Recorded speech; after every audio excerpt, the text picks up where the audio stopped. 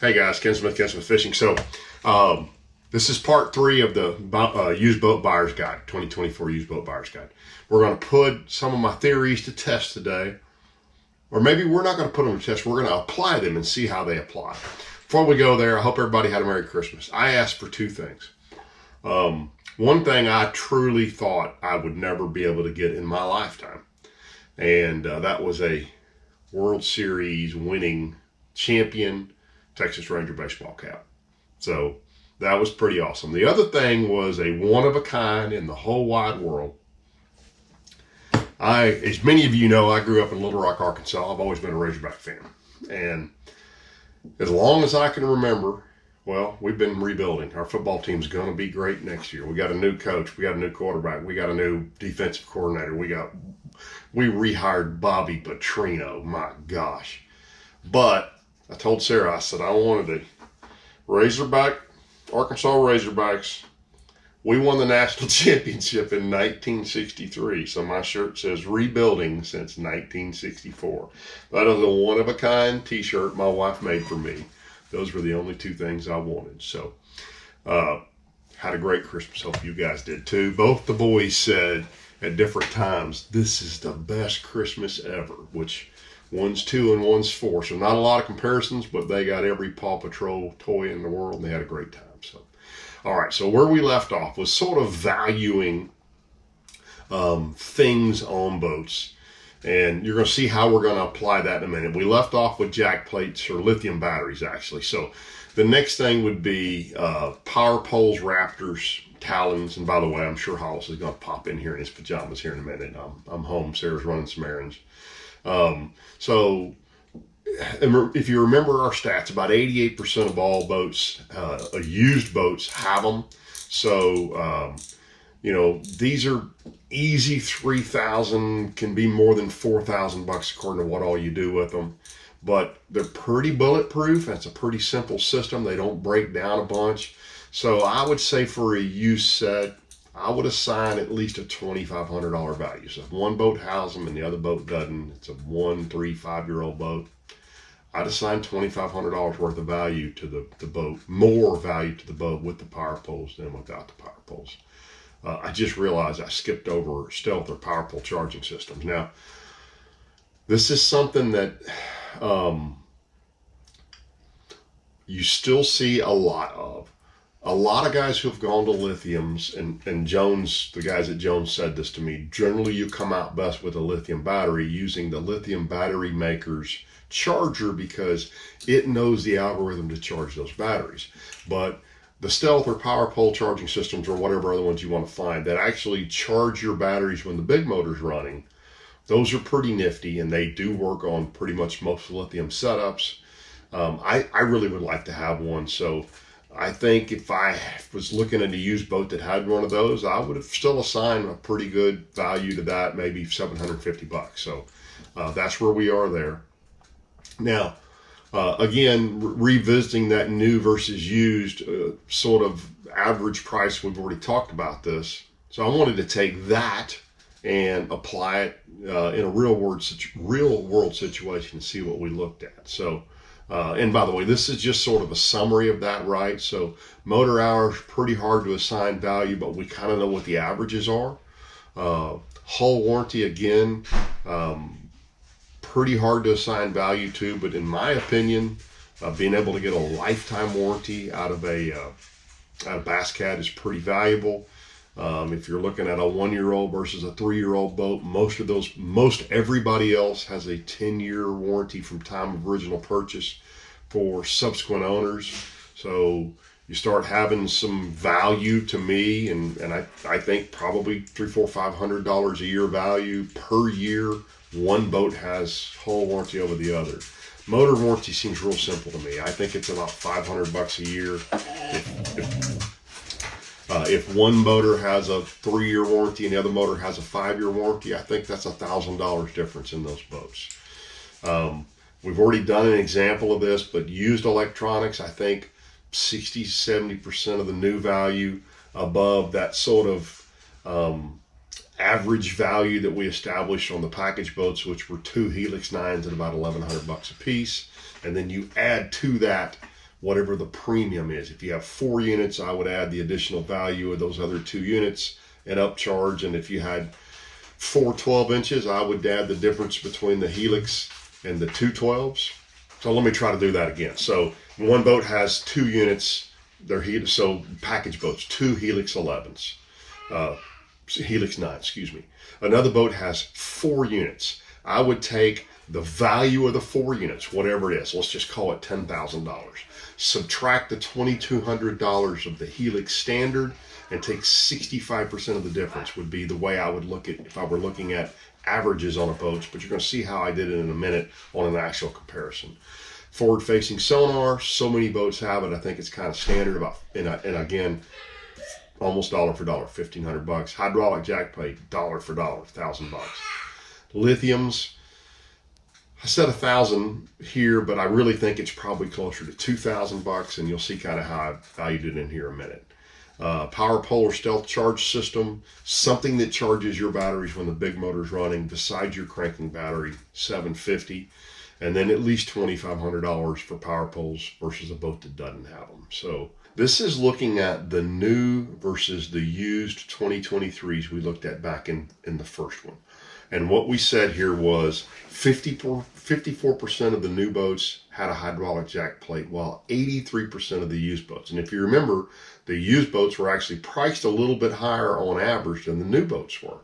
So trying to get to the bottom of that. So let's just assume in both cases, it doesn't matter, but I needed a number to assign this to, that there were 100 boats. So that would mean 29 more boats had power or hydraulic jack plates in the used boats and the new boats. It's $1,000 difference. That means that if we were going to the average, we would add 29% of the $1,000, or about $290 to the value of the used boat, the new boat, to get it to have the same equipment as the used boat. And you can kind of read down how we did this. So a lot more of them had 2 or less graphs, $1,030. Again, $2,000 on the graphs. Forward facing sonar, a whole bunch more of the used boats had them than the new boats. 58% more of $1,500 is $870. Lithiums, again, just in this case we said $1,500. 20% of $1,500 is $300. Power pole charging systems, a little bit higher. 7% of $1,500 is $105, and the power poles, again, plus 47% more of them of the used boats had power poles than the new ones at $2,500. That's $11,175. So the way I calculate this is if you took all of those new boats and put the same stuff on them that the used boats have, their price would come out to somewhere around $83,000 a piece, which is a lot more than what they're being priced at because they don't have that stuff on them. So what I think that points out to us, where we can buy a used boat for 77 grand. Sorry, this is a little choppy, but I want to make sure I'm saying this properly. So where the average new boat price was $77,349, the average used boat price was $78,942. In fact, to get an apples to apples comparison of those average boats with the same equipment on them, that $77,000 price now goes to $83,000. So you got to be really careful looking in this case at new versus used, but also at used versus used. So let's go down that rabbit hole if we can. So I'm going to use 2 boats. Actually, I'm going to use 3 boats. That 2 are still for sale. One of them sold literally while I'm making this video. I talked to the guy that sold the boat, and it's actually surprising which one it is. But so let's compare 2 really similar boats. These are both Caymas 2023. Actually, we're going to do 3, but Caymas 2023 CX20s. So that's one of those boats right there. That boat is brand new. That boat has no power poles. Actually, it's on the next slide. So it has, it's the boat in the left-hand column. So it's a brand new. It's got a 5-year motor warranty. It's got 2 Helix 9s, no power poles, and a manual jack plate. And then the boat pictured in this slide is the second boat. So it's a used boat. It's got 50 hours on it. Its ask is $69,900, so it's roughly what it is, $5,000 more. It's got an Atlas hydraulic jack plate. It's got 2 power poles. It's got an Apex 13 and a Solix 10. It's got a 36-volt trolling motor battery, and it's got a Quest trolling motor on it. Now, in that picture, you see there's a 360 imaging on that. I think he was asking, I talked to the guy who's selling this boat. He was asking something in the mid-70s on this boat and wasn't getting any action on the boat. So he pulled, I think, 1 or 2 units off and pulled the Megalife 360 off of it to get the price down to where it seems more competitive. And interestingly, I added one more boat to this. That bottom one down there is a 22 CX20 that's actually a brand new boat with a 23 250 Yamaha on it. So here's kind of what I did. And this is maybe a little bit confusing, but I think it'll make sense as we go through this together. Okay, so 3 boats. Let's just read across the first one. So it's $64,995 as the ask. It's a 23 CX20 with a 23 Mercury. It's got no hours on the motor. It's got a 5-year motor warranty. It's got a Ghost trolling motor. It's got 2 Helix 9s on it. There's not a 3rd and a 4th graph on it. It does not have lithium batteries. It does not have power poles. It's a manual jack plate. It does not have forward facing sonar. It does not have a power pole or stealth charger. So what I did then is I said, okay, well, if I wanted to make these a pretty clean comparison. So 23, that's what we're looking at, right? 0 motor hours, so it's not above average because I'm comparing it to a used boat here. But the other boat is actually really low hours, so 50 versus 0, I really didn't see much difference there. It's got a 5-year motor warranty, so I kind of assumed standard on a new boat is 3 years, so it's got 2 extra years warranty. You guys heard earlier I assigned $500 a year to that. So that means that boat's worth $1,000 more in the comparison. In this case, all 3 of those boats had high quality brushless trolling motors. So I made no distinction between the Quest, which is the new Minn Kota, the Ghost, and the Force. The 2 Helix 9s we established back in one of our earlier videos that's the standard package boat price, or excuse me, package boat electronics. So there's no upcharge or downcharge for that. So if a boat only had 1 graph on it, I would deduct 65% of $1,100, so $650 roughly from the value because it didn't have enough electronics on it. It does not have lithium batteries. I consider that a premium. It does not have power poles. I kind of consider that standard because almost 90% of all boats have them. So I deduct $2,500 from the value of the boat. Likewise, most of these boats have hydraulic jack plates. I subtract $1,000 there. Again, forward facing sonar. Almost 90% have forward facing sonar. I subtract $1,500. So if I take the 64.9, or let's just call it 65,000, I add 1,000. I subtract 2,500. I subtract 1,000. I subtract 1,500. That gives me a comparison price on this boat, which is probably not the way to title that, but I couldn't come up with a better way, of $60,995. That means to me there's about a $4,000 difference. Now, I'm not saying the boat's $4,000 overpriced.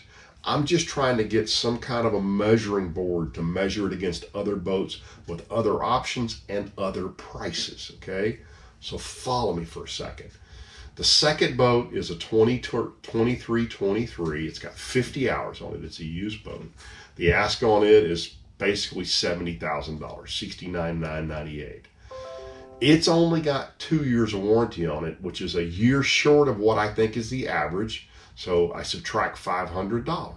But it's got 2 much higher quality graphs on it. So you'll see my footnote down there at the bottom. The Apex 13 is about $3,000 retail more than the Helix 9. So I take 65% of that $3,000 and I add $1,950 to the value of the boat. The Solix 10 is about $1,100 more. 65% of that's roughly $780. There's not a 3rd and a 4th graph on the boat because remember he pulled them off. It does have a 36-volt lithium trolling motor battery, so I add another $1,500 of value. He's got 2 power poles, standard, 0 difference. Hydraulic jack plate, standard, 0 difference. He took the forward facing sonar out, so subtract $1,500 off. But when I add up those line items, 70,000 minus 500 plus 1950 plus 780 plus 1,500 minus 1,500, I now have a comparison price of 72. Negative is bad, positive is good. So when I look at that, there's a pretty big difference, even though one boat's $5,000 cheaper and it's new. I feel like in the comparison, there's a lot more value. I can't quantify that value, but there's a lot more value in that used boat than there is in that new boat. I'm working through my mind and I'm open to discussions about that with you guys, but I couldn't come up with a better way to do this than this way. But I think this shows us in this case, and in a lot of cases, you got to look at all those options and assign value to them so that you can start comparing boats. Now, I included that bottom boat, and this is really interesting to me. That bottom boat sold. So it was a 22 CX20 with a 23 Yamaha, brand spanking new. But it's still a 22-year model. And if you remember back when we compared the average boat prices for a 23 versus a 22, is about a $6,000 to $7,000, I think it was $6,500 difference. So I said, well, if the boat's a year older, I'm going to take half of that value away from the boat. So I subtracted $3,200 because I'm comparing it to two boats that are 23s. He has 3 years of warranty on it, so that's a wash. He's got a good trolling motor on it. That's a wash. He had two 122 SVs, Garmin's on there. You see again at my footnote at the bottom, they were about $1,600 a piece cheaper than the Helix 9. 65% of that value comes back to $1,000 a piece. This boat, interestingly, had no batteries and no chargers. So I just, it had a crank battery but no trolling motor batteries. Well, to put 3 quality trolling motor batteries, AGMs in there, it's gonna run you about $800. So I subtracted $800 from his value there, and a 4-bank Minn Kota precision trolling motor battery charger is $600. So I subtracted $600 there. So that price at roughly $71,000, and I think that price, I may have to go back. I may have misquoted that price. If I do, I'll correct it. Actually, let me check that right now so we get this right. I had it right. It's $70,900. So minus $3,200 plus $1,000 plus $1,000 minus $800 minus $1,600 brings in a comparison price of $68,000. I got to tell you, I look at this and I think, why would you buy that bottom boat versus that middle boat? Maybe it was color.